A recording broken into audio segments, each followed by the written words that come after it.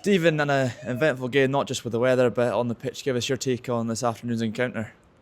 Yeah, it's a huge win for us for probably a couple of reasons, really. The fact that we wanted to bounce back in the league after the disappointment of last weekend. I know we did it in the midweek in the Cup, but we wanted to bounce back in the league.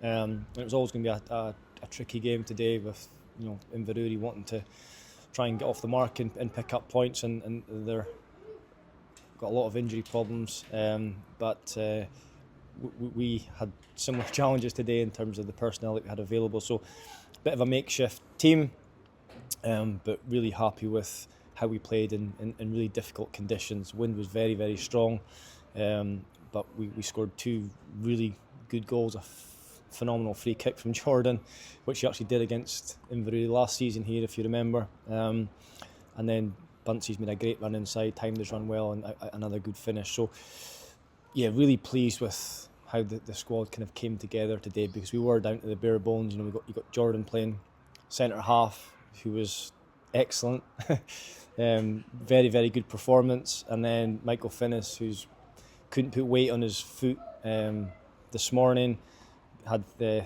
injection in his heel, a local anaesthetic, just to take away the pain and mask the pain temporarily, and played through it and was excellent as well. So huge kind of mention to those two, just because Jordan playing out of position, doing what a captain does and leading by example, and then Finnis also leading by example by putting his body on the line and making sure that he got through the game.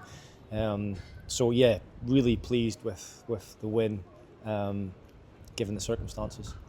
As you mentioned, Jordan still amongst the goals, even though he was down in centre half. Was that volunteered, or did you ask him to play centre half, or was he raring to go for that? No, well, we had one centre half available for selection. Well, I say available. We didn't know until about an hour before kick-off if the injection into Finnis's foot would have worked. And in the warm-up, he was struggling, but he's a battler, and he'll put his body on the line, and he'll do what he needs to do for the team. So, so Jordan was the only really, I say, option. He's our striker. We asked him to play centre half, but he actually didn't look out of place. If you were a newcomer to Dudgeon Park and you watched that performance, you wouldn't think that he was a striker playing centre half. So I thought he was excellent. Read the game well, stepped in at the right times, won his headers, and then stepped up with a phenomenal free kick, great hit right in the top corner. It's another clean sheet in troubling conditions. You must be pleased at the fact that defence kept strong, because Inverurie had the wind at their backs in the second half. Yeah, and they were all, they did create problems for us. I thought we were cut up on a number of occasions, just by not following runners. I thought we looked a little bit leggy. We've had a busy schedule of games, as of they, but they got a couple of opportunities. But I think Kami makes a huge save, maybe with 10 minutes to go from point blank range. It's a brilliant save. If that goes in, then their tails are up. They've got the wind at the backs. Who knows?